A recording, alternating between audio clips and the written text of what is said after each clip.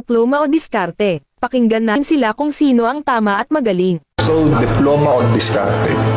Unang-una, wala akong masyadong bilib sa sistema ng pag-aaral dito sa Pilipinas. Kasi karamihan ng na-experience ko sa journey on how to have a successful life, wala ako halos nagamit masyado. Nagaling sa eskwela. Ito seryoso to, real talk lang. Wala talaga ako halos nagamit. Ang nagamit ko is self-earned knowledge. Yun ang mga nagamit ko. Kasi naniniwala ako na yung school, it could make you a living. Pero yung sarili mong pag-aaral, it could make you a fortune. So, doon talaga ako nag-focus. Tsaka, hindi na din ako babalik sa college. So, kung tatanungin mo kung diploma o diskarte, hindi na mahalaga.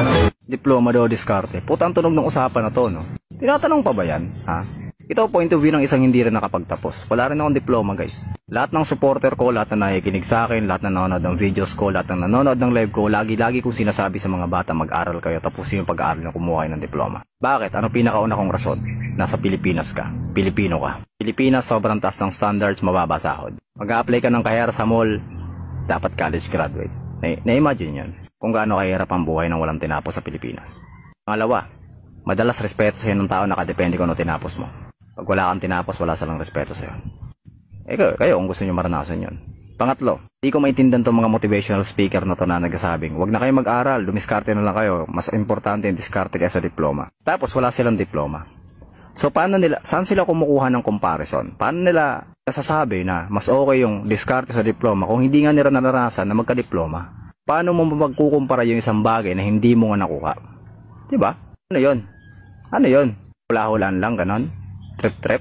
Patlo, sige, sabihin na natin. Nakinig ka nun sa mga motivational speaker na diskarte na lang, huwag na kayong mag-aaral. Ano ba makukuha mo pag nakinig kayo sa kanila? Wala.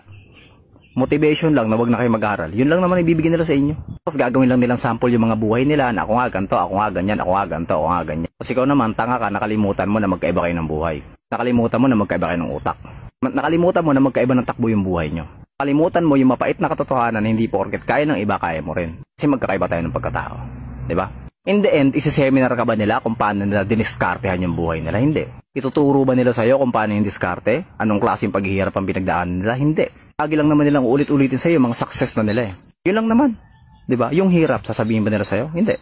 Pag nag-aral ka, ano makukuha mo pag nag-aral ka? Diploma. Diba? May armas ka na agad paglabas mo sa tunay na buhay. Unlike dun sa mga motivational speaker, tangina yung pag-aaral, makakakuha ka rin ng diskarte ron.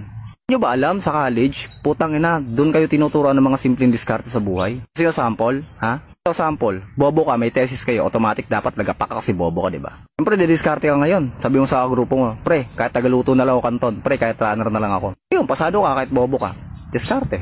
Making something out of nothing, diba? Makakapag-adjust ka, kahit kakaunti lang yung meron ka. Yun ang diskarte. At yun ang makukuha mo sa college. Mas mabuti pa yung kolehiyo, tuturuan ka ng diskarte. Kaysa doon sa mga putang ina motivational speaker na yan, mga walang kwenta.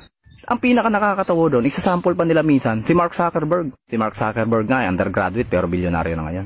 Puta na si Mark Zuckerberg, henyo yun. IQ nun, 152. Kasi ikaw naman natatanga-tanga ka, hindi mo nga alam kung ano yung square root ng 12, naniwala ka naman. Alam nyo dapat gawin yung motivation? Si Johnny Sins. Si Johnny Sins, naging doktor na, nag-abogado pa. Hindi pa siya nakontento, nagpulis pa siya. Fireman. Minsan naging astronaut pa nga. Tapos ikaw, wala ka nang bilang, ayaw pa mag-aral. Kulit mo naman.